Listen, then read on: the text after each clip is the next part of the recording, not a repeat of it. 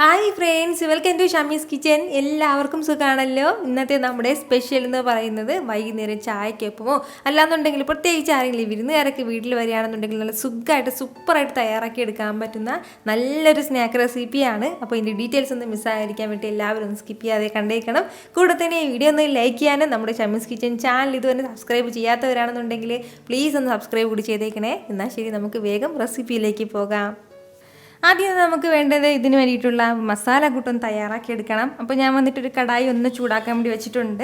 അത് നല്ലതുപോലെ ഒന്ന് ചൂടായി വരുമ്പോഴത്തേക്കും അതിലേക്ക് ഒരു 2 ടീസ്പൂൺ അളവിൽ എണ്ണ ചേർത്ത് കൊടുക്കാം. വെളിച്ചെണ്ണയാണ് ചേർത്ത് കൊടുത്തിട്ടുള്ളത്. എണ്ണ ഒന്ന് ചൂടായി കഴിഞ്ഞാൽ പിന്നെ ഇനി നമുക്കിതിലേക്ക് വേണ്ടത് ഇതുപോലെ ചെറിയ സവാളയിൽ ഒരു 2 സവാള എടുത്തിട്ടൊന്ന് അരിഞ്ഞെടുത്തിട്ടുണ്ട്. തീരെ പൊടിയായിട്ട് അരിയണം എന്നില്ല, ഈ ഒരു വലിപ്പത്തിന് മാത്രം അരിഞ്ഞെടുത്താൽ മതിയാവും. അപ്പോൾ അതും കൂടി ഒന്ന് ചേർക്കാം. സവാളയും ചേർത്ത് കൊടുത്തതിന് ശേഷം നല്ല രീതിയിൽ തന്നെ നമുക്കൊന്ന് വഴറ്റിയെടുക്കണം.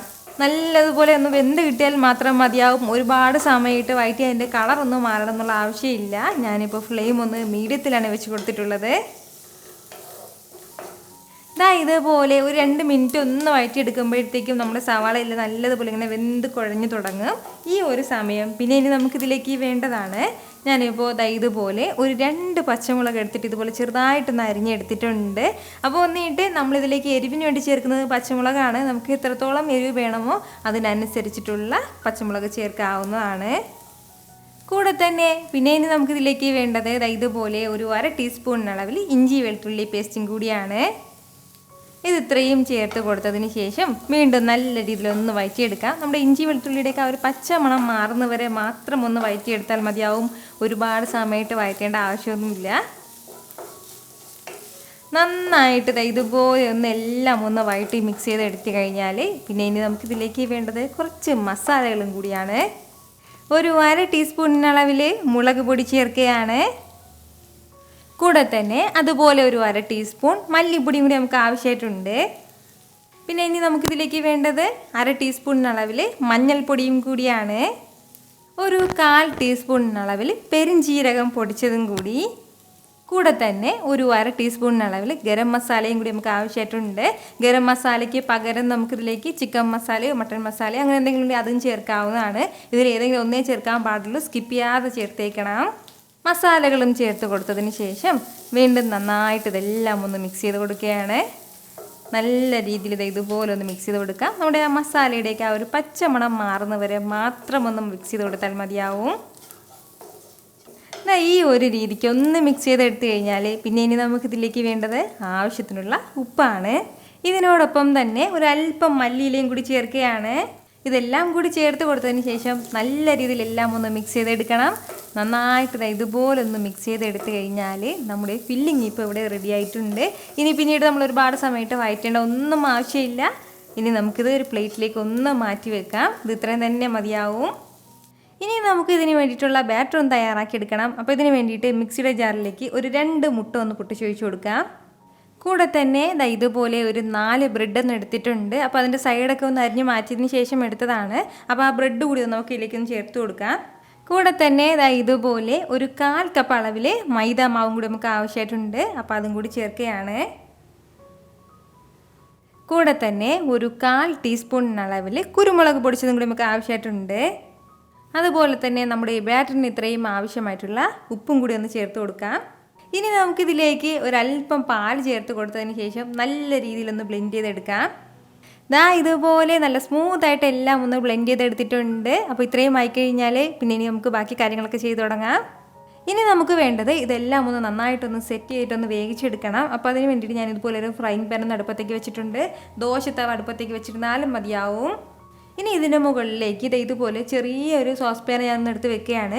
അപ്പോൾ ഈ ഒരു രീതിക്കുള്ള തന്നെ വേണം എന്നൊരു നിർബന്ധമില്ല, നമ്മുടെ കയ്യിലുള്ള ഏത് വെച്ചിരുന്നാലും മതിയാവും. ഇനി ഇതിലേക്ക് ഒരല്പം നെയ്യ് ഇതുപോലെ ഒന്ന് ചേർത്ത് കൊടുക്കുകയാണ്. നെയ്യ് ചേർത്ത് കൊടുത്ത ശേഷം ചെറുതായിട്ട് ഇതെല്ലാം ഒന്ന് ബ്രഷ് ചെയ്തെടുക്കണം. അപ്പോൾ നമ്മൾ ഇങ്ങനെ ചെയ്യുമ്പോഴത്തേക്കും ഇത് അടിക്ക് ഇങ്ങനെ ഒട്ടിപ്പിടിക്കാതെ ഇരിക്കും. അതിന് വേണ്ടിയിട്ടാണ്. ഇപ്പോൾ ഞാൻ ഫ്ലെയിം ഒന്ന് ഓണാക്കി കൊടുത്തിട്ടുണ്ട്. എന്നിട്ട് നല്ലതുപോലെ സിമ്മിലാണ് ഇട്ടിട്ടുള്ളത്. നന്നായിട്ട് ഫ്ലെയിം കുറച്ച് വെച്ചിരിക്കുകയാണ്. ഇനി നമുക്കിതിലേക്ക് നമ്മുടെ ബാറ്റർ ഒന്ന് ചേർത്ത് കൊടുക്കാം. ഈ ഒരു കട്ടിക്ക് വേണം ഇത് ഉണ്ടാകാനായിട്ട്. അതായത് ഇച്ചിരി ലൂസായി പോകുകയാണെന്നുണ്ടെങ്കിൽ കുറച്ചുകൂടി ബ്രെഡ് ചേർത്ത് കൊടുത്താൽ മതിയാവും. ഇനി ഇതിന് മുകളിലായിട്ട് നമ്മളിതാ തയ്യാറാക്കി വെച്ചിരിക്കുന്ന നമ്മുടെ ഈ മിക്സ് കൂടി ചേർത്ത് കൊടുക്കാം. എല്ലാ സ്ഥലത്തേക്കും ഒന്ന് ആകുന്നത് പോലെ ഒന്ന് സ്പ്രെഡ് ചെയ്ത് കൊടുത്താൽ മതിയാവും. ഒരു സ്പൂൺ വെച്ചിട്ടോ കൈ വെച്ചിട്ടോ എങ്ങനെയാണെന്ന് വെച്ചാൽ ഇതിന് മുകളിലേക്ക് പതുക്കെ ഒന്ന് വിതറി കൊടുക്കാം. ഇതുപോലെ മിക്സ് എല്ലാം ചേർത്ത് കൊടുത്തു കഴിഞ്ഞാൽ പിന്നെ ഇനി നമുക്കിതിലേക്ക് വേണ്ടതാണ് 4 മുട്ട. ഞാനിപ്പോൾ ഇതുപോലെ ഒന്ന് വേവിച്ചെടുത്തിട്ടുണ്ട്. എന്നിട്ട് ഇതുപോലെ ഓരോ മുട്ടയും 4 പീസാക്കിയിട്ട് കട്ട് ചെയ്ത് എടുത്തിരിക്കുകയാണ്. അത് ഇതിന് മുകളിലേക്ക് ഒന്ന് സെറ്റ് ചെയ്ത് കൊടുക്കാം. ഇതുപോലെ നമ്മുടെ മുട്ടയെല്ലാം ഒന്ന് സെറ്റ് ചെയ്ത് കൊടുത്തു കഴിഞ്ഞാൽ പിന്നെ ഇനി നമുക്ക് വേണ്ടത് നമ്മളിതാ തയ്യാറാക്കി വെച്ചിരിക്കുന്ന മിക്സ് ഇതിന് മുകളിലേക്ക് പതുക്കെ ഇതുപോലെ ഒന്ന് ചേർത്ത് ഒന്ന് കവർ ചെയ്ത് കൊടുക്കാം. ഇനി ഒരു 10 മിനിറ്റ് ലോ ഫ്ലെയിമിൽ ഇരുന്നിട്ട് നല്ലതുപോലെ ഒന്ന് വെന്ത് കിട്ടട്ടെ. അപ്പോഴത്തേക്ക് നമുക്കൊന്ന് അടച്ച് വെക്കണം. അടച്ച് വെച്ചിട്ട് വേണം ഇതൊന്ന് വേവിച്ചെടുക്കാനായിട്ട്. ഇതിപ്പോൾ നമ്മൾ അടച്ച് വെച്ചിട്ട് ഒരു 10 മിനിറ്റോളം ആയിട്ടുണ്ട്. ലോ ഫ്ലെയിമിലാണ് വെച്ചിട്ടുണ്ടായിരുന്നത്. അത്രയും സമയം കൊണ്ട് തന്നെ ഇതിൻ്റെ സൈഡെല്ലാം നന്നായിട്ടൊന്ന് പൊങ്ങി വന്നിട്ടൊന്ന് വെന്ത് കിട്ടിയിട്ടുണ്ട്. ഇനി നമുക്ക് വേണ്ടത് ഇതൊന്ന് തിരിച്ചിട്ട് കൂടി വേവിച്ചെടുക്കണം. അപ്പോൾ അതിന് വേണ്ടിയിട്ട് ഒരു പ്ലേറ്റ് ഒന്ന് ഇതിന് മുകളിലേക്ക് ഒന്ന് കമഴ്ത്തി വെച്ച് കൊടുക്കാം. എന്നിട്ട് തിരിച്ചെടുത്താൽ മതിയാവും. എന്നിട്ട് നമ്മൾ അതേ കടായിലേക്ക് തന്നെ വീണ്ടും നേരത്തെ ചെയ്തതുപോലെ കുറച്ച് നെയ്യോ ബട്ടറോ ഒക്കെ ഒന്ന് പുരട്ടി കൊടുക്കാൻ ഇതുപോലെ. അതിനുശേഷം ഇതും കൂടി വെച്ച് കൊടുത്തിട്ട് വീണ്ടും ഒന്ന് അടച്ച് വെച്ചിട്ട് ഒരു 3-4 മിനിറ്റ് വരെ ലോ ഫ്ലെയിമിൽ ഒന്ന് വേവിച്ചെടുക്കണം. ഫ്ലെയിം കൂട്ടി വയ്ക്കരുത്. കൂട്ടി വയ്ക്കുകയാണെന്നുണ്ടെങ്കിൽ അടിഭാഗം പെട്ടെന്ന് കരിഞ്ഞു പോകും. ഇപ്പോൾ നമുക്ക് നല്ല പെർഫെക്റ്റ് ആയിട്ടുള്ള കളറിലാണ് ഇത് കിട്ടിയിട്ടുള്ളത്. എന്നാൽ ശരി, കുറച്ച് സമയം കൂടി ഇതിരിക്കട്ടെ. ഇതിപ്പോൾ വീണ്ടും ഒരു 3-4 മിനിറ്റും കൂടി ആയിട്ടുണ്ട്. ഇനി നമുക്കൊന്ന് തിരിച്ചെടുക്കാം. വളരെ ടേസ്റ്റി ആയിട്ടുള്ളൊരു സ്നാക്കാണ് കേട്ടോ. ഉറപ്പായിട്ട് നിങ്ങൾ ഇതുപോലെ ഒന്ന് ട്രൈ ചെയ്ത് നോക്കണം. നിങ്ങൾക്ക് നന്നായിട്ട് ഇഷ്ടമാവും. നല്ല സൂപ്പറായിട്ട് തന്നെ നമുക്ക് 2 സൈഡും വെന്ത് കിട്ടിയിട്ടുണ്ട്.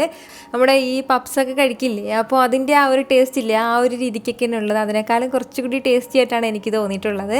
ഉറപ്പായിട്ട് നിങ്ങളൊന്ന് ട്രൈ ചെയ്ത് നോക്കണം. വളരെ സിമ്പിളായിട്ട് തന്നെ നമുക്ക് വീട്ടിലെ കുട്ടികൾക്കും വലിയവർക്കും എല്ലാവർക്കും കൊടുക്കാൻ പറ്റിയ നല്ലൊരു സ്നാക്കാണ് കേട്ടോ. അപ്പോൾ എല്ലാവരും ട്രൈ ചെയ്ത് നോക്കിയതിന് ശേഷം ഫീഡ്ബാക്ക് എനിക്ക് മറക്കാതെ ഒന്ന് അറിയിക്കുമല്ലോ. കൂടെ തന്നെ ഈ വീഡിയോ ഒന്ന് ലൈക്ക് ചെയ്യാനും നിങ്ങളുടെ ഫ്രണ്ട്സിനും ഫാമിലിക്കും എല്ലാവർക്കും ഷെയറും കൂടി ചെയ്ത് കൊടുത്തേക്കണം. ഇതുപോലുള്ള റെസിപ്പിക്ക് വേണ്ടിയിട്ട് ഷമീസ് കിച്ചൻ ചാനൽ ഫോളോ ചെയ്യുകയും സബ്സ്ക്രൈബ് കൂടി ചെയ്തേക്കണേ. വീണ്ടും നല്ലൊരു ഉഷാറ് വീഡിയോ ആയിട്ട് നാളെ 2 മണിക്ക് കാണാം. അതുവരേക്കും എല്ലാവരും ഹാപ്പി ആയിട്ടിരിക്കുക, സന്തോഷമായിട്ടിരിക്കുക, എല്ലാവരും സേഫ് ആയിട്ടിരിക്കണം. Take care friends.